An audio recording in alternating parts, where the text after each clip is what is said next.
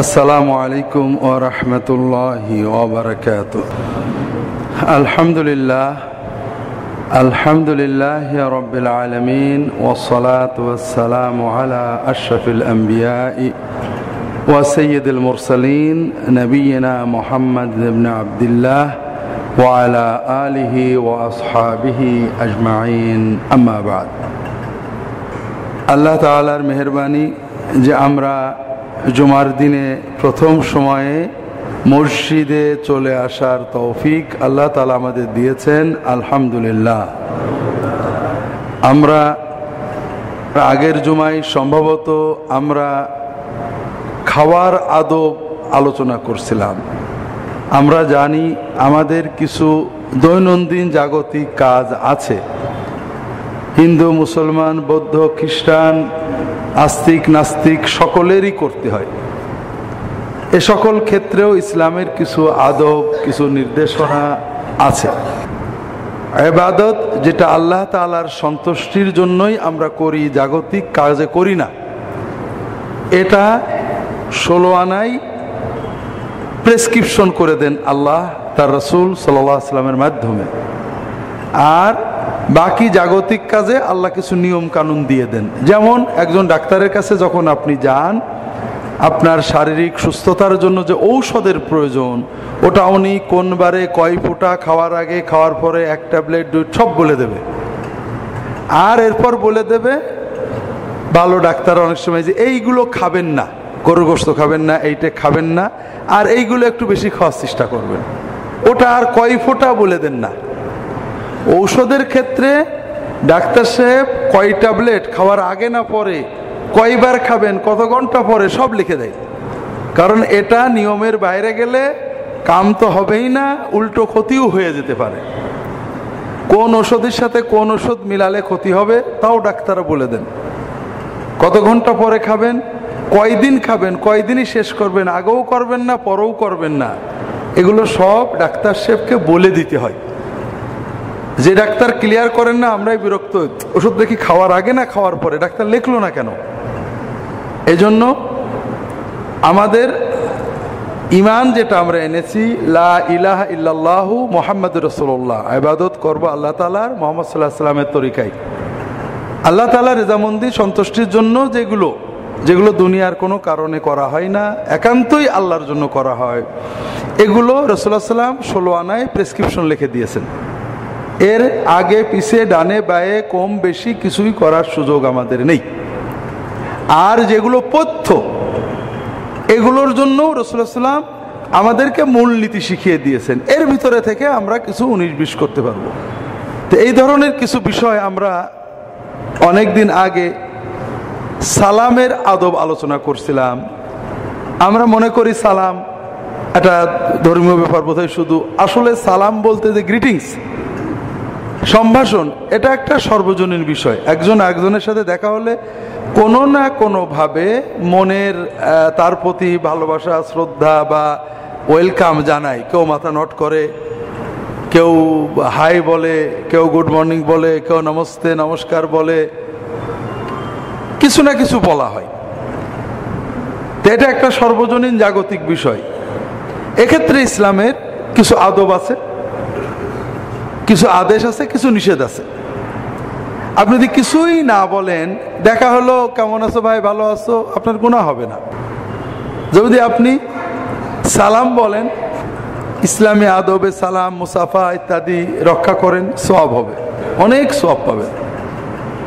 আর যদি যেটা রাসূলুল্লাহ নিষেধ করেছেন সেটা করেন, মাথা নত করেন, হাত এমন করেন, বুক ঝোঁকান, মুখ ঝোঁকান, তাহলে গুনাহ হবে। এটা হলো ইসলামের জাগতিক ক্ষেত্রের বাউন্ডারি। দিনের ইবাদতের বাউন্ডারি একটাই, কমানোও যাবে না, বাড়ানোও যাবে না। আর মুআমালাতের ক্ষেত্রে বাউন্ডারিটা অনেকটা প্রশস্ত। আপনি দেখা হলে একজনকে সালাম দেননি, এজন্য আপনার গুনাহ হবে না। হ্যাঁ, সালাম দিলে, উত্তর না দিলে গুনাহ হবে, সেটা ভিন্ন কথা।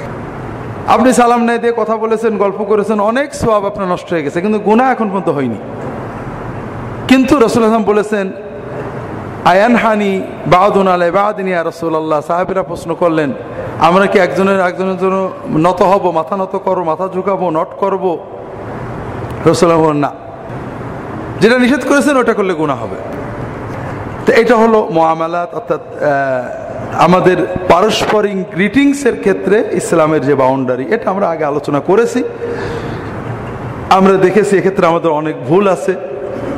আমরা অনেক সময় দেখা হলেই সালাম দিই না, শুধু কথার জন্য সালাম দিই, অর্থাৎ একজন মুসলমানের পাশ দিয়ে চলে যাই, সালাম দিই না। কেউ সালাম দিলে দাঁড়িয়ে পড়ি, নিশ্চয়ই কোনো কথা বলবে। ইসলামী সালামটা হলো পাশ দিয়ে চলে গেলে সালাম দিয়ে চলে যাবে, কথা ভিন্ন জিনিস, কিন্তু সালাম সবাইকে দিতে হবে। আমরা অনেক সময় কে আগে কে সালাম দেবে এটা সামাজিক মর্যাদার উপরে নির্ভর করে, অর্থাৎ এমপি সাহেব, ডিসি সাহেব, মন্ত্রী সাহেব, বস সাহেব, স্যার সাহেবকে সাবঅর্ডিনেটটা আগে সালাম দেবে। ইসলাম তা বলে না। ইসলাম কিছু আদব শিখিয়েছে যে আসবে সে যারা আগে থেকে আছে তাদেরকে সালাম দেবে, কাজেই স্যার ছাত্রদের সালাম দেবে, যিনি মাহফিলে আসবেন হুজুর মৌলানা তিনি উপস্থিতদের সালাম দেবেন, ইত্যাদি আদব রাসূলুল্লাহ সাল্লাল্লাহু আলাইহি ওয়াসাল্লাম শিখিয়েছেন। সালামের ক্ষেত্রে আমরা আরো যে ভুল করি সেটা হলো আসসালামু আলাইকুম অথবা সালাম আলাইকুম বললেও চলবে, কারণ সালামুন আলাইকুম এটা ইসলামী সালাম, কিন্তু সালাম আলাইকুম এটা ইসলামী সালাম না। এটা আমরা অনেকেই এটা ব্যবহার করি, অল্পতেই আমরা অনেক সওয়াব পেতে পারি যদি একটু সচেতন হয়ে আসসালামু আলাইকুমটা সুন্দর করে বলি। আলাইকুম মাখরাজ হয়তো হবে না, সমস্যা নেই, এটা কোরআন তেলাওয়াত না, নামাজ না, কিন্তু আসসালামু বলা তো সহজ, আলাইকুমটা তো বলা যায় অন্তত। এর বদলে যদি সালাম আলাইকুম বলি, সালাম আলাইকুম, তাহলে এটা ইসলামী সালামকে উপহাস করা হয় এবং অর্থটাও খারাপ হয়ে যায়, মানে তোমার উপর ইট পাটকেল পড়ুক। তো এই জন্য এগুলো আমরা দেখেছি পূর্ববর্তী আলোচনায়। এবারে বলার উদ্দেশ্য হলো আপনাদেরকে মনে করিয়ে দেওয়া। ঠিক তেমনই একটা জাগতিক কাজ মূলত পানাহার। পৃথিবীতে প্রতিটি প্রাণী পানাহার করে, জীবনের তাগিদেই করে। বিশ্বাস অবিশ্বাসের প্রশ্ন না, ধর্ম অধর্মের প্রশ্ন না, জীবনের তাগিদে বেঁচে থাকার জন্যই পানাহার করতে হয়, ইস্তেঞ্জা করতে হয়, বাড়ি ঘরে বাস করতে হয়। এটা মানবিক প্রয়োজন, জাগতিক বিষয়। আর এক্ষেত্রেও ইসলাম আমাদেরকে কিছু বাউন্ডারি দিয়েছে। কিছু জিনিস আছে আপনি নবীজির তরিকায় করবেন না, কোনো গুনাহ হবে না, সওয়াব হবে না, নো প্রবলেম, করলে সওয়াব হবে। আর কিছু জিনিস আছে আপনি সেখানে ঢুকলে গুনাহ হবে। তাহলে একটা হলো ফরজ হারাম, সুন্নতের ফরজ ও হারাম বৃত্ত, আর একটা সুন্নতেরই নফল মুস্তাহাব বৃত্ত। রাসূলুল্লাহ সাল্লাল্লাহু আলাইহি ওয়াসাল্লাম সবই শিখাইছেন, সে অর্থে সবই সুন্নত, রাসূলুল্লাহ সাল্লাল্লাহু আলাইহি ওয়াসাল্লামের শেখানো তরিকা। কিন্তু এর ভিতরে ফরজ হারাম আছে, নফল মুস্তাহাব মাকরু এগুলো আছে। তা আমরা গতদিনে আলোচনা করছিলাম, আমরা সাধারণত আমাদের দেশের ধর্মাচার, ধর্মীয় অনুষ্ঠান, ধার্মিকতার মানদণ্ড, ধার্মিকতার মেয়ার হয়ে গিয়েছে নফল মুস্তাহাব। রাসূলুল্লাহ সাল্লাল্লাহু আলাইহি ওয়াসাল্লাম কিন্তু এইভাবে আমাদের শেখাননি। নফল মুস্তাহাব এটা হলো প্রতিযোগিতার জন্য, গোল্ডেন এ পাওয়ার জন্য, এ প্লাস পাওয়ার জন্য, এ মাইনাস, এ বি ইত্যাদি পাওয়ার জন্য। মূল যেটা সেটা হলো ফরজ, ওয়াজিব, হালাম ইত্যাদি। তা আমরা গতদিনে পানাহারের আদবের ফরজ আদবগুলো আলোচনা করছি। ফরজ আদবের ভিতরে রয়েছে হালাল খাওয়া, হারাম খাওয়া থেকে আত্মরক্ষা করা। 2 নম্বর অহংকার থেকে আত্মরক্ষা করা। 3 নম্বর অপচয় থেকে আত্মরক্ষা করা। এই 3টে বিষয় আমরা গতদিনে আলোচনা করছিলাম, আশা করি আপনারা শুনছিলেন। তাহলে আমাদের আদব বললেই আমরা ছোটখাটো বিষয়, দস্তরখান 3 আঙ্গুলে খেতে হবে বা 4 আঙ্গুলে খেতে হবে এরকম কিছু, অথবা কাঁটা চামচ ব্যবহার করা যাবে না, অথবা সবাই মিলে একসাথে খেতে হবে, এগুলো হলো মুস্তাহাব নফল আদব। আবার কোনোটা ঠিকও না, যেমন ছুরি কাঁটা ব্যবহার করা যাবে না, রাসূলুল্লাহ নিজেই ছুরি দিয়ে কেটে খেয়েছেন, আমরা পরে বলবো। অথবা চামচ দিয়ে খাওয়া যাবে না, হাত দিয়েই খেতে হবে, এগুলো ওইভাবে ইসলামী আদবের অংশ না। কিছু আদব, দস্তরখান ব্যবহার করা, বসাটা মানে আদবের সাথে বিনম্রতার সাথে বসা, এগুলো আদব। কিন্তু এই আদবগুলো অধিকাংশই মুস্তাহাব আদব। এগুলো করলে সওয়াব আছে যদি সুন্নতের চেতনায় করা হয়, রাসূলুল্লাহ সাল্লাল্লাহু আলাইহি ওয়াসাল্লামের অনুসরণের চেতনায়, না করলে কোনো গুনাহ নেই। সবচেয়ে বড় আদব, আমাদেরকে হারাম থেকে বাঁচতে হবে। কোরআন এটাই প্রথম থেকে শেষ পর্যন্ত বারবার শেখাচ্ছে। আজকে আমরা হালাল হারাম খাওয়ার ফজিলত ইত্যাদি বলবো। আরেকটা আদব বলার ইচ্ছা আছে যদি আল্লাহ তৌফিক দেন, সেটা হলো বিসমিল্লাহ। এটা গুরুত্বপূর্ণ আদব। দুটো আদব রাসূলুল্লাহ সাল্লাল্লাহু আলাইহি ওয়াসাল্লাম খুব গুরুত্ব দিয়েছেন। একটা হলো খাওয়ার আগে বিসমিল্লাহ এবং খাওয়ার শেষে আলহামদুলিল্লাহ, আল্লাহর কৃতজ্ঞতা প্রকাশ। আর একটা হলো কম খাওয়া। আমরা খাওয়ার বসা নিয়ে আদব করি, দস্তরখানে বসতে হবে। রাসূলুল্লাহ সাল্লাল্লাহু আলাইহি ওয়াসাল্লাম দস্তরখান ব্যবহার করতেন, না করলে কেউ দস্তরখান ছাড়া খাইলে, দাঁড়িয়ে খাইলে, দৌড়াতে দৌড়াতে খাইলে, দস্তরখান ছাড়া খেলে রাগ করেছেন এরকম না, কিন্তু বেশি খেলে রাগ করেছেন, প্রচন্ড বিরক্ত হয়েছেন, বেশি খাওয়াকে ইসলাম বিরোধী বলেছেন। তাহলে রাসূলুল্লাহ সাল্লাল্লাহু আলাইহি ওয়াসাল্লামের দুটো গুরুত্বপূর্ণ সুন্নত, মুআক্কাদ সুন্নত, একটা হলো কম খাওয়া, আর একটা হলো খাওয়ার আগে পরে আল্লাহর নাম নিয়ে আল্লাহর প্রশংসা করা। এ দুটো আজকে আমরা যদি সময় থাকে ইনশাআল্লাহ আলোচনা করব। তার আগে গত দিনে যে তিনটে বিষয় আমরা আলোচনা করেছিলাম, এর ভিতরে অহংকার এবং অপচয় একটা আপেক্ষিক ব্যাপার। এটা আপনি বুঝবেন, আপনার মনে যেন অহংকার না থাকে। অহংকারী হৃদয় আল্লাহ পছন্দ করেন না। অহংকারই শয়তানের পতনের মূল। আমার পানাহার, পোশাক, চাল চলন, কোনো কিছুতেই যেন অহংকার না আসে। অহংকারটা কি? সাহাবায়ে কেরাম রাসূলুল্লাহ সাল্লাল্লাহু আলাইহি ওয়াসাল্লাম যখন অহংকারের ব্যাপারে অনেক কথা বললেন, আল্লাহ তাআলা বলছেন আল কিবরিয়া উ রিদাই, অহংকার আল্লাহ বলছেন আমার ভূষণ। পৃথিবীতে অহংকার, এই মহাবিশ্বে অহংকার করার অধিকার একমাত্র আল্লাহর। ফামান নাযানি ফি রিদাই আলকাইতুহু ফিন্নার, যদি কেউ আমার এই অহংকারের চাদর ধরে টান দেয়, নিজে অহংকার করতে যায়, আল্লাহ তাআলা বলছেন যে আমি তাকে জাহান্নামে ছুঁড়ে ফেলে দিই। অন্য হাদিসে আসছে রাসূলুল্লাহ সাল্লাল্লাহু আলাইহি ওয়াসাল্লাম একজন সাহাবী রাসূলুল্লাহ ইন্তেকালের পরে আরেক সাহাবীর কাছে দেখা করতে আসছেন, গল্প টল্প করে উঠে যাচ্ছেন। উঠার পরে এই সাহাবী খুব কাঁদছেন। তো সাহাবীর যারা মুরিদ সাথী সাহেব, তারা জিজ্ঞেস করছেন, ইয়া আবা আব্দুর রহমান, আপনি কাঁদছেন কেন এত? উনি কি বলে গেলেন যে আপনার এত কান্না আসছে? উনি বললেন যে উনি আমাকে বলেছেন, রাসূলুল্লাহ সাল্লাল্লাহু আলাইহি ওয়াসাল্লাম বলেছেন, লা ইয়াদখুলুল জান্নাতা মান কানা ফি কলবিহি মিসকালু দাররাতিন মিন কিবর, যার অন্তরের ভিতরে সামান্য পরিমাণ অহংকার থাকে ওই ব্যক্তি জান্নাতে যেতে পারবে না। আমার একটা রোগ আছে ভাই, আমি যখন কোরআন বা হাদিসে পড়ি যার অন্তরে অহংকার আসে, যার অন্তরে অহংকার থাকে সে জান্নাতে যেতে পারবে না, চট করে আমার মনে হয় যে আমার বিশ্ববিদ্যালয়ের অমুক প্রফেসর ও জান্নাতে যেতে পারবে না, ওর খুব অহংকার। যখন আমি পড়ি যে লোভ থাকলে জান্নাতে যেতে পারবে না বা জান্নাতে যাওয়ার অসুবিধা হবে, তখন আমার চট করে মনে হয় অমুক হুজুর খুব লোভ, ও জান্নাতে যেতে পারবে না, কিন্তু আমিও যে পারবো না এটা আমার কিছুতেই মনে হয় না। আপনারা কি আমার কথা বুঝতে পেরেছেন? তো এটা হলো ইমানের ক্যান্সার। সাহাবীদের এই ক্যান্সার ছিল না। সাহাবীরা যখন কোনো হাদিস শুনতেন তখন নিজের গুনার কথা আগে চিন্তা করতেন, পরের কবর নিয়ে কখনো চিন্তা করতেন না। তারা নিজের কবর, নিজের আখিরাত নিয়ে চিন্তা করতেন।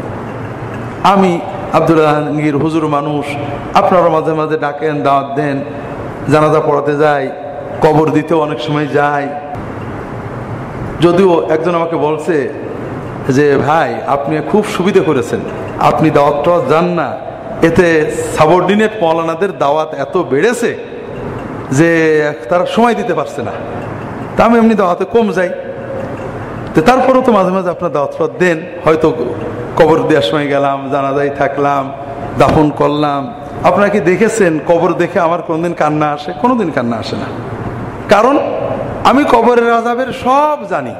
কিন্তু আমি জানি কবরে আযাব হবে, মন্ত্রী মিনিস্টার আমার বিরোধী, আমাকে যারা রাগ করে অমুক দল, আমার যে কবরে আযাব হবে আমার মনেই হয় না। তা চোখে পানি আসবে কি করে? আমার মনে হয়, আমার মনের অবস্থা এই যে আমি হুজুর মানুষ, আমার জন্য তো জান্নাত কনফার্ম। কবরে আযাব হলে ওদের হবে, আমার কেন হবে? এই জন্য কবর দেখলেও, দাফন করলেও আমার কিন্তু চোখে পানি আসে না। ওসমান রাদিয়াল্লাহু তাআলা আনহু কবর দেখলে বেহাল হয়ে যেতেন, অস্থির হয়ে যেতেন। তার সাথীরা প্রশ্ন করলো, ইয়া আমিরাল মুমিনিন, আপনি কবর দেখলে বেহাল হন কেন? তিনি বলেন যে রাসূলুল্লাহ সাল্লাল্লাহু আলাইহি ওয়াসাল্লাম বলেছেন, আল কবরু আউয়ালু মানজিলাতিন মিন মানাজিলিল আখিরাহ ফাহুয়া ইম্মা রাউদাতুম মিন রিয়াদিল জান্নাহ ওয়া ইম্মা হুফরাতুম মিন হুফারিন নার। কবর হলো আখিরাতের প্রথম স্টেশন, প্রথম ঘাঁটি। কবর হয় জান্নাতের বাগান হবে, নইলে জাহান্নামের গর্ত হবে। ওসমান বলেন যে আমি যখনই কোনো কবর দেখি আমার ভয় হয়, আমিও তো কবরে যাব, আমার কবরটা কি জান্নাতের বাগান হবে না জাহান্নামের গর্ত হবে, এই দুশ্চিন্তায় আমার অস্থির হয়ে যায়। তাহলে ওসমান যখন এই কথাটা রাসূলুল্লাহ সাল্লাল্লাহু আলাইহি ওয়াসাল্লামের মুখ থেকে শুনেছিলেন, তখন তিনি আর কারোর কবরের চিন্তা করেননি, নিজের কবরের চিন্তা করেছেন। আর আমি আব্দুল্লাহ জাহাঙ্গীর অনেক হাদিস পড়ছি, আমার খালি পরের কবরের চিন্তায় হয়, নিজের কবরের চিন্তা আসে না। তা আমার এই রোগের কথা আপনাদের বলার উদ্দেশ্য হলো যে আপনারা অন্তত এই রোগ থেকে মুক্ত হন। সাহাবীরা দেখেন কি অবস্থা, আমরা কি করি? শুধু পরের সমালোচনা করি। কিছু মানুষ আছে যারা দিন নিয়ে চিন্তা করেন না, আখিরাত নিয়ে চিন্তা করেন না, দুনিয়ায় পাগলের মতো ছুটেছেন, এক সময় মরে যাবেন, সবই পড়ে থাকবে, খালি হাতে চলে যাবেন।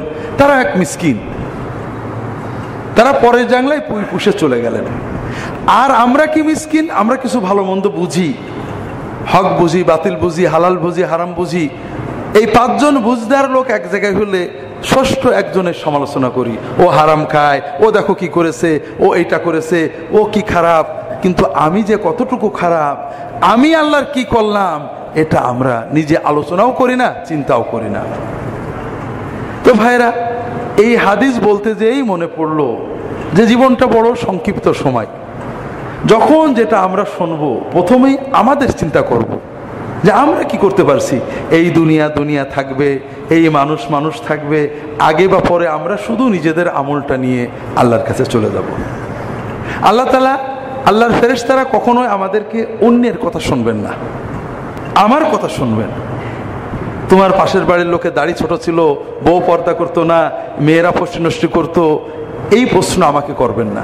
কাজে এই সমালোচনার দায়িত্ব আমাকে আল্লাহ দেননি। হ্যাঁ, দাওয়াতের দায়িত্ব আছে, পারলে দাওয়াত দেন, বলেন। যদি সাহসে না কুলোই বোবা শয়তান হয়ে যান, দোয়াটা করেন, আল্লাহ আমার পড়শি অমুক ভালো করে দাও। আর গুনার চিন্তা নিজেরটা করতে হবে, যেভাবে এই সাহাবী করছেন। তিনি বলছেন, ওই সাহাবী যে আমাকে বললেন যে হৃদয়ে অহংকার থাকলে জান্নাতে যাওয়া যাবে না, তাই আমার খুব ভয় হচ্ছে, কখন জানি কিভাবে আমার অন্তরে হয়তো অহংকার এসে গেছে, হয়তো কিয়ামতের দিন আমাকে আটকা পড়তে হবে, এই ভয়ে আমার কান্না আসছে, আমি ঠেকাতে পারছি না। অহংকার হৃদয়ের বিষয়, অহংকার বাইরের বিষয়, বাইরে কিছু প্রকাশ পায়। সাহাবীরা প্রশ্ন করছে, ইয়া রাসূলুল্লাহ, আমরা তো সৌন্দর্য চাই, সুন্দর জামা, সুন্দর কাপড়, সুন্দর চুল, সুন্দর পোশাক, সুন্দর বাড়ি, সুন্দর বাহন, এটা কি অহংকার? তিনি বলেন, না, ইন্নাল্লাহ জামিলুন ইউহিব্বুল জামাল, আল্লাহ সুন্দর, সৌন্দর্য পছন্দ করেন। অহংকার হলো বাতারুক হক ওয়া গামতুন নাস, অহংকার হল হৃদয়ের ভিতরে নিজেকে অন্যের চেয়ে বড় মনে করা। আর এই বড় মনে করার প্রকাশ হলো যে মানুষকে ছোট মনে করা, মানুষকে অবজ্ঞা করা, মানুষের প্রতি হেয় মনোভাব নিয়ে মনে রাখা বা তাকানো, আর সত্যকে গ্রহণ করতে কষ্ট লাগা। এই জন্য ভাইয়েরা, অহংকার আমাদের ব্যক্তিগত অনুভূতি। আপনি হাসপাতালে বসেছেন, বাসে বসেছেন, পাশে একজন, আমি যেমন বসেছি, আমার পাশে একজন হুজুর বসেছে, হুজুরের জামাটা ছেঁড়া, নাকে পানি পড়ছে, অথবা কিছু জয়ীফ হাদিস বলছে। আমি বলছি, দেখো কি সব এই অভদ্র হুজুররা ইসলামটা শেষ করে দিল, এটা হলো আমার মহাপাপ। আমার ওই সময় চিন্তা করা, মাশাআল্লাহ আলহামদুলিল্লাহ, আল্লাহ তুমি দয়া করে আমার কিছু জ্ঞান দিয়েছো, আমার কাপড়টা পরিষ্কার রাখার তৌফিক দিয়েছো, আমাকে জহিব হাদিস থেকে মুক্ত করেছো, আল্লাহ তোমার দয়া, তোমার এই বান্দা তোমার জন্য কাজ করে, অত বুঝিনি, আল্লাহ তুমি আমাকেও মাফ করো, তাকেও মাফ করো। এটা হলো আব্দের চিন্তা, যে বান্দা চিন্তা করে যে আমারটা আমার না, আমার মালিক আমাকে দয়া করে দিয়েছে। এইটা হলো আব্দের অবদিয়াতের চিন্তা। এটা যদি আপনার থাকে, আপনার যা আছে, আপনার টাকা আছে, ছেলে পেলে বড় লোক আছে, ক্ষমতা আছে, খাদ্য বেশি খাচ্ছেন, আপনি ভালো আছেন, যাই আছে, আপনি যখনই বুঝবেন এটা মালিকের দেওয়া, আল্লাহ তুমি দয়া করে দিছো, আর অহংকার থাকলো না। আর যখনই আপনি মনে করলেন এটা আমার, আমি এই সময়ে এই চাষটা করছিলাম, এই ভোটটা করছিলাম, এই কাম করছিলাম বলে আজকে আমার এত, তার মানে আপনি শয়তানের খপ্পরে পড়ে গেছেন। আপনার সব কিছুর পরেও আপনি যে নেয়ামতে আছেন সেটা নাও থাকতে পারতো। আপনি যেটুকু করেছেন এটাও আল্লাহর দয়া, আপনি যেটা পেয়েছেন এটা আল্লাহর দয়া। এই জন্য অহংকার আপেক্ষিক। অহংকার আপনার অন্তর থেকে দূর করবেন। এটা দূর করার উপায় সকল নেয়ামতকে আল্লাহর দেওয়া মনে করা। আল্লাহ আমাদেরকে খড়ম পড়ে জঙ্গলে থাকতে বলেননি। রাসূলুল্লাহ সাল্লাল্লাহু আলাইহি ওয়াসাল্লাম বলছেন যে একজন ব্যক্তি খেতে পায়নি মুমিন, সে সবর করে, যে আল্লাহ তুমি কষ্ট দিয়েছো, এর ভিতর নিশ্চয় ভালো, তুমি কাটিয়ে দাও, সবর করে যেমন সওয়াব পায়, একজন যে যাকে আল্লাহ অনেক দিয়েছেন, আল্লাহর নিয়ামত ভোগ করে শুকর করেও সে ওই রকম সওয়াব পেয়ে যায়। কাজে আপনার অবস্থায় আপনি অন্তরটাকে আল্লাহর দিকে রাখবেন, তাহলেই অহংকার থেকে মুক্ত হতে পারবেন। অপচয় আপেক্ষিক ব্যাপার। আপনার সামাজিক স্ট্যাটাসে আপনি পোশাকটা পরবেন, এটা আল্লাহ রাসূল সাল্লাল্লাহু আলাইহি ওয়াসাল্লাম বলেছেন। আল্লাহ তাআলা কাউকে যদি মর্যাদা, সম্পদ, সম্মান দেন, আল্লাহ চান যে তার চাল চলন, পোশাক আশাক এটা প্রকাশ পাক। কাজে আপনার টাকা পয়সা আছে, আপনি ছিঁড়া কাপড় পরে বেড়াচ্ছেন, এটা বলেন না আল্লাহ। তবে বানাহার পোশাক আশাকে অহংকার হলো, অপচয় হলো যে আপনার হৃদয়ে ঢুকে গেছে। আপনি একটা ছিঁড়া জামা পরে বাইরে গেলে হঠাৎ দেখেন ছিঁড়া, বারবার মানুষ দেখে ফেললো, তার মানে আপনার ভিতর অহংবোধ আছে। আপনি নতুন জামা পরলে যেমন আল্লাহর খুশি লাগে, ছিঁড়া জামা পরলো আলহামদুলিল্লাহ, কে দেখলো কি, এই অনুভূতি আপনারা তো হিট করে না, তাহলে বুঝবেন যে আপনার মন আল্লাহর দিকে গিয়েছে। রাসূলুল্লাহ সাল্লাল্লাহু আলাইহি ওয়াসাল্লাম মাঝে মাঝে অনেক দামি পোশাক পরেছেন, তো অধিকাংশ সময় খুবই সাধারণ পোশাক পরতেন। যখন পোশাক আপনার মালিক হয়ে যাবে, তখন আপনি পোশাকের দাস হয়ে যাবেন। আর আপনি যখন পোশাকের মালিক হয়ে যাবেন, ভালো পোশাক, আল্লাহ তুমি আলহামদুলিল্লাহ, একজন দেখেছে আপনার গায়ে কি পোশাক আছে, এটা আপনাকে বিব্রত করে না। ভালো পোশাক পরলে আলহামদুলিল্লাহ, খারাপ পোশাকেও আলহামদুলিল্লাহ, তাহলে বুঝবেন আপনি পোশাকের মালিক, পোশাক আপনার মালিক না। ভ্যানে চললো আপনার যেমন লাগে, গাড়িতে চললো আপনার তেমনই লাগে। আপনি গাড়িতে চড়েন, আজকে ভ্যানে যাচ্ছেন, মানুষজন দেখে ফেললো, তাহলে বুঝতে হবে গাড়ি আপনার মালিক, আপনি গাড়ির মালিক না। তো এই জন্য অন্তরটাকে আল্লাহর সাথে জুড়লেই আমরা অপচয় এবং অহংকার থেকে বাঁচতে পারবো। পানাহার, রাসূলুল্লাহ সাল্লাল্লাহু আলাইহি ওয়াসাল্লাম দামি দামি খাবার তাকে দেওয়া হয়েছে, স্বাদ নিয়েছেন, তবে সাধারণভাবে রাসূলুল্লাহ সাল্লাল্লাহু আলাইহি ওয়াসাল্লাম বলবো কম খেতেন। খাওয়ার চেয়ে খাওয়ানোকে তিনি ভালোবাসতেন। খাওয়ার চেয়ে খাওয়ানোকে, খাওয়ানোটাকে তিনি বড় ইবাদত বলে গণ্য করেছেন, খাওয়াকে না। খাওয়া খাবো, কিন্তু খাওয়াটা আমি না খেয়ে আরেকজনকে দিতে পেরেছি, এটা হলো বড় আনন্দ। আপনাদের অনেকবারই বলি যে দুর্ভাগ্য, এই আনন্দের অনুভূতিটাই আমাদের থেকে চলে যাচ্ছে। পুরো বিশ্ব সভ্যতা আজকে আমাদেরকে খাওয়ার আনন্দ শেখাচ্ছে, খাওয়ানোর যে একটা আনন্দ আছে এটা আমরা ভুলতে বসেছি। ভাই খুব কষ্ট লাগে, গাছে লাশ, খালে লাশ, বিলে লাশ, শিশুর লাশ, মানুষের লাশ, 2 টাকায় লাশ, বিনা টাকায় লাশ, মায়ের হাতে সন্তানের লাশ। মানুষের মানবীয় মূল্যবোধ যেন কোথায় হারিয়ে গেছে। কেন? এটা এমনি হয়নি। এটা আমাদের এই যে বিনোদন মিডিয়া 24 ঘন্টা আমাদের যে জীবন শেখাচ্ছে, আমাদের সামাজিক রাজনৈতিক নেতৃবৃন্দ, এনজিও যে জীবন আমাদের শেখাচ্ছে, এই জীবন হলো ভোগের জীবন। এ শুধু ভোগ নিয়ে উৎকণ্ঠা, ত্যাগের জীবন আমরা ভুলে গেছি। এই উপলক্ষে হঠাৎই মনে পড়লো মনে অনেক কষ্ট থাকে, যেটা আমার পার্সোনাল, এটা তো আপনাদের না, মালিকের কাছে পারলে বললাম, মালিক বুঝবে। কিছু থাকে সামাজিক। আমাকে আমার এক ছোট ভাই গতকাল বলছে যে নিউ একাডেমি স্কুলে বিশাল মেলার আয়োজন হয়েছে, হাউজেও চলবে, শুটিংও চলবে, 10-12 লাখ টাকা নিউ একাডেমিকে দেওয়া হয়েছে। খুশির ব্যাপার, নিউ একাডেমি স্কুল এত লাখ টাকা পেয়েছে। তবে এই লাখ টাকাগুলো তারা পকেট থেকে দেয়নি, তারা 10-12 কোটি টাকা নিয়ে যাবে ঝিনাইদহ থেকে। সেই কোটি টাকা কোনো বৈধ ব্যবসার মাধ্যমে নয়, এই দেশের রিক্সাওয়ালা, শ্রমিক, মজুর, নিম্নবিত্ত মানুষদের পকেট থেকে জুয়া এবং হাউজির নামে। এই 1 মাস 2 মাসের জুয়ার মাধ্যমে, হাউজির মাধ্যমে গান বাজনা হয়, মানুষের তাৎক্ষণিক ভুলে যায়, মেলা হয়, মানুষ বেড়ায়, খুবই স্বাভাবিক ব্যাপার। কিন্তু 1 মাসের জুয়ার মাধ্যমে আপনি গুনে দেখেন, আপনারা তো সামাজিক কাজ করেন, এনজিও আছে আপনাদের, দেখবেন যে কারা এই জুয়ার মেলাগুলোতে বসে, জুয়ায় কে কত টাকা হেরেছে, তাদের দৈনন্দিন আয় কত, মেলার পরে কতগুলো পরিবার ভাঙবে, স্ত্রীর মাথা পাঠানো হবে, সন্তানের মাথা পাঠানো হবে, স্বামী স্ত্রী তালাক হয়ে যাবে, কতগুলো নতুন সিসকেসর এবং সন্ত্রাসী জন্ম নেবে, হিসেব করেন দেখবেন অনেক।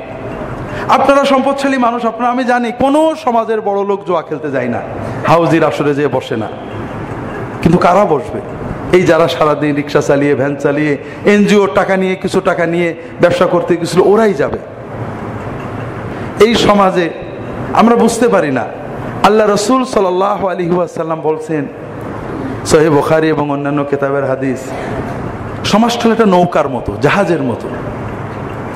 যারা এখানে অন্যায় কাজে বাধা দেয়, অন্যায় থেকে নিষেধ করে, সৎ কাজে আদেশ করে আর করে না, তাদের উদাহরণটা হলো, সমাজের কিছু লোক উপরে আছে, নৌকার উপরে, কিছু লোক ভিতরে, বক্সে, খোলের ভিতরে, কিছু লোক উপরে। যারা খোলের ভিতরে রয়েছে, তারা যখন পানির দরকার হয়, উপরে আসতে হয়, উপরে এসে বালতি দিয়ে পানি নিয়ে নিচেই যেতে হয়। উপরের মানুষদের একটু সরতে হয়, নড়তে হয়, বিরক্তি প্রকাশ করে। তখন নিচের মানুষরা বলল যে পানি তো আমাদেরই কাছে, আমাদের থেকে পানির দূরত্ব আধা ইঞ্চি, আর উপরওয়ালাদের সাথে কয়েক গজ, উপরে যাব, বালতি দিয়ে পানি নেব, এর চেয়ে আমরা একটা কাঠ সরালেই তো পানি পাবো। তারা কোড়াল দিয়ে একটা কাঠ কাটতে শুরু করলো। এখন উপর আলারা যদি মনে করে, আরে ওদের কাঠ ওরা কাটছে, আমাদের কি, বেঁচে গেলাম, আর বিরক্ত করবে না, পানিও আর নিতে আসবে না, গায়েও পানি পড়বে না, তাহলে পুরো জাহাজটাই ডুববে। শুধু যারা কাঠ খুলেছে তারাই ডুববে না, যারা কাঠ খুলেছে তারাও ডুববে, যারা উপরে আছে তারাও ডুববে। আর যদি ওরা বলে, খবরদার, পানি তক্তা কাটতে পারবে না, তোমাদের অংশ বলে কোনো কথা নেই, পুরো নৌকাটা আমাদের, তোমরা উপরে আসো, পানি নাও, গায়ে পানি ফেলো, ঝগড়া করো, যাই করো, নৌকা কাটতে পারবে না, তাহলে নিচে আলারাও বাঁচবে, উপরওয়ালারাও বাঁচবে। তো ভাইরা, আমরা জুমার মসজিদে উপরওয়ালারা কমই আসেন। যারা উপরওয়ালা আমাদের সমাজের, তাদের তো মসজিদে আসার এত দরকার হয় না। আপনারা এখানে যারা এসেছেন, কেউ হয়তো উপরওয়ালা আছেন, বাকিরা মধ্যমওয়ালা, নিজেরা সাধারণ মানুষ। হয়তোবা যারা একেবারে নিচেওয়ালা, তারা আমাদের ওয়াজ শুনছেন কিনা আল্লাহই জানেন। এই ধরনের মানুষই মেলায় যাবেন, এই ধরনের মানুষেরই পরিবার নষ্ট হবে, এই ধরনের মানুষেরাই প্রতিদিন 100, 200, 300, 400 টাকা হারবেন। এরপরে এনজিও থেকে 2000 টাকা ঋণ নেবেন, 2000 টাকা ঋণ নিয়ে 1500 টাকা হাতে পাবেন, 500 টাকা অলরেডি সুদে চলে যাবে। এরপরে ভাববেন যে কোনোভাবে একটা হাউজি জিতলে সব শোধ করে দেব, কিন্তু হাউজি চলে যাবে, উনি জিততে পারবেন না। হাউজি যখন চলে যাবে, শুটিং যখন চলে যাবে, জুয়া যখন চলে যাবে, তখন ওনার মাথায় 3, 4, 5 হাজার টাকার ঋণ, বাড়িতে বউ খেপে আছে, ছেলে ফেলে খেপে আছে, নিজের ঋণ, মনের ভিতরে প্রচন্ড ক্ষোভ এই জুয়ালাদের প্রতি, কিছুই করতে পারলাম না, এই ক্ষোভ, রাগ, উগ্রতা। আবার মূল্যবোধগুলোও নেই, টিভি মূল্যবোধ শেখাবে না। তখন কি হবে? সামান্য ক্ষোভে মা সন্তানকে হত্যা করে ফেলছে, সামান্য ক্ষোভে, সামান্য সামাজিক রাজনীতিতে ডজন ডজন শিশুগুলোকে হত্যা করে ফেলা হচ্ছে। এই অপরাধ বাড়তেই থাকবে, বাড়তেই থাকবে। আর যখন অপরাধ বাড়বে, আমরা কেউ নিরাপদ থাকবো না, না উপরওয়ালা না নিচেওয়ালা ভাইরা। এই জন্য আমার অনুরোধ হলো, আমরা হয়তো কিছুই করতে পারবো না, কারণ যারা জুয়া খেলাবেন, তাদের কোটি কোটি টাকা আয় হবে। এই ঝিনাইদহের গরিব মানুষদের থেকে কয়েক কোটি বা অনেক কোটি টাকা তারা নিয়ে যাবেন। অনেক কোটির টাকা, 2-1 লাখ টাকা তাদের খরচ করা ব্যাপার না। কাজে তাদের টাকা আছে, টাকা দিয়ে প্রভাব নেবেন, টাকা দিয়ে সম্পদ নেবেন, টাকা দিয়ে শক্তি ক্রয় করে ফেলবেন। আমরা অন্তত আল্লাহ তাআলার কাছে দোয়া করতে পারি। আমরা অন্তত আল্লাহকে এটুকু বলতে পারি যে আল্লাহ, আমরা এটাকে অপছন্দ করেছি, এর জন্য যদি কোনো গজব আসে, আল্লাহ অন্তত সেই গজবে আমাদের ফেলো না। আর যদি কেউ উপরওয়ালার থাকেন, বোঝাতে হবে যে মেলা হবে, গান বাজনা হবে, অ্যাফোর্ডেবল, এটা ছেলে পেলে শুনে চলে যায়, কিন্তু জুয়া যেন না হয়, অশ্লীলতা মাদকতার জন্য প্রসার না হয়। তো এই যে যেটা বলছিলাম যে আমরা আমাদের দুনিয়ার লোভ, দুনিয়ার অর্জন ত্যাগ নয়, ভোগেই বড় হওয়ার। টাকা কত আমি পেলাম, এরপরে যে গেল গেল, আমি 2 লাখ পেয়েছি, আপনি 3 লাখ পেয়েছেন, আরেকজন 50,000 পেয়েছে, আরেকজন একটা টিকিট পেয়েছে। এইটা অনুভূতিটা আমাদের ভিতরে এমন হয়ে গেছে যেটাতে একটা মানব সমাজ, সভ্যতা, এখানে আমাদের সন্তানেরা বড় হবে, এই সমাজের মানুষগুলো ভালো হলে আমরা ভালো হব, এই সমাজের মানুষগুলো যেন অন্তত জাতি ধর্ম নির্বিশেষে সৎ হলো, মানবিক হলো, মানবীয় মূল্যবোধগুলো অন্তত প্রমোট হোক। ত্যাগ খাওয়ার আনন্দ নয়, খাওয়ানোও যে একটা আনন্দ, মানুষের কাজ, এটা মানুষ বুঝতে শিখুক, এটা আমরা প্রমোট করতে পারছি না। যাই হোক ভাইয়েরা, যেটা বলতে চেয়েছিলাম, হালাল খাওয়া হারাম খাওয়া, এটা হলো ইসলামের খাওয়ার আদবের প্রথম যে দিকগুলো। অপচয় করো না, যত পারো খাও। অহংকার করো না, যা পারো খাও। হারাম খেও না, হালাল যা পারো খাও। হারাম 2 প্রকারের ভাইরা। একটা হারাম হলো আল্লাহ স্থায়ী হারাম করেছেন, যেমন শুয়োর হারাম, রক্ত হারাম, মৃত প্রাণী হারাম। এই জাতীয় হারাম খুবই কম, কোরআনে শুধু এই 3টে জিনিসই হারাম বলা হয়েছে। আর রাসূলুল্লাহ সাল্লাল্লাহু আলাইহি ওয়াসাল্লাম হিংস্র প্রাণীগুলোকে হারাম করেছেন, যারা মানে কামড়ে গলা ছিঁড়ে খায়, যাদের মানে গোশত মাংসাশী প্রাণী যেগুলো, আর পাখির ভিতরে মাংসাশী পাখি যেগুলো, এগুলোকে হারাম করেছেন রাসূলুল্লাহ সাল্লাল্লাহু আলাইহি ওয়াসাল্লাম। এছাড়া মূলত সবই মুবাহ। আর হারামের আরেকটা, এছাড়া কুকুর হারাম, রাসূলুল্লাহ সাল্লাল্লাহু আলাইহি ওয়াসাল্লাম হারাম করেছেন। আরেকটা হারাম হলো যেটা উপার্জনের কারণে হারাম হয়, অর্থাৎ জুলুম করে, অবৈধভাবে, ফাঁকি দিয়ে যে উপার্জন আমরা করি, এটা হলো আরেকটা হারাম। এখানেও আমরা খুবই খুবই অধার্মিকতা করি। শুয়োর খান, কোরআনে যত জায়গায় আল্লাহ শুয়োর হারাম করেছেন, প্রায় সব জায়গায় আল্লাহ বলেছেন শুয়োর, রক্ত, মরা প্রাণী খেও না, হারাম, তবে জীবন বাঁচাতে খেতে পারো। আর যেটা উপার্জনের হারাম, সুদ উপার্জনের হারাম, জুলুম উপার্জনের হারাম, চাঁদাবাজি উপার্জনের হারাম, কারোর ইচ্ছার বাইরে তার থেকে টাকা নিয়ে নেওয়া, চাপ দিয়ে উপার্জনের হারাম। আল্লাহ কোরআনে কোথাও বলেননি যে জান বাঁচানোর জন্য সুদ খাওয়া যায় বা টাকা কেড়ে নিয়ে ডাকাতি করা যায়। তুমি জান বাঁচাতে শুয়োর খেতে পারো, জান বাঁচাতে মরা প্রাণী খেতে পারো, কিন্তু মানুষের উপরে জুলুম করে অবৈধ উপার্জন করতে পারো না। দুর্ভাগ্য ভাইরা, আমাদের সমাজে দেখেন আমাদের ধার্মিকতাটা কোথায়। একজন কেউ যদি শুয়োর খায়, আমরা 1 ঘর করে দেবো। একজন কেউ যদি মদ খায়, 1 ঘর করে দেব। একজন কেউ যদি কুত্তার গোশত খায়, 1 ঘরে করে দেব। এমনকি কুচিয়ে ইত্যাদিগুলো, যেটাগুলো আরো অনেক পরের কথা, এগুলো তো হয়তো 1 ঘর করে দেব। কিন্তু একজন যৌতুক নেয়, একজন ওজনে কম দেয়, একজন সুদ খায়, একজন ঘুষ খায়, এই জন্য তাকে 1 ঘরে করা তো দূরের কথা, তার সাথে আত্মীয়তা করতে, তাকে আমার কুটুম বানাতে, আমার মাহফিলের প্রধান অতিথি বানাতেও আমরা কোনো রকমের অন্তরের গভীরেও কোনো আপত্তি বোধ করি না। ভাইরা, আমাদের কাউকে দোষ দেওয়ার উদ্দেশ্য না, আমার ঈমান চেক করা। আপনি দেখেন আপনার অন্তরে ঘৃণা আছে কিনা। যদি এই হারাম খাওয়ার প্রতি কোনো ঘৃণা থাকে, তাহলে আপনি তো আটকে গেলেন যে এই মহা হারাম। শুয়োর খাওয়ার চেয়ে সুদ খাওয়া, ঘুষ খাওয়া, জুলুম করা, যৌতুক নেওয়া অনেক বেশি হারাম, কিন্তু আপনি কম হারামকে অনেক ঘৃণা করলেন। এটা তো ওই সুদ অসুদের ধর্মে চলে গেল। এই বিষয়ে আজকে আর বলতে পারছি না, আগামী দিন আল্লাহ তাআলা বাঁচিয়ে রাখলে বলবো ইনশাআল্লাহ।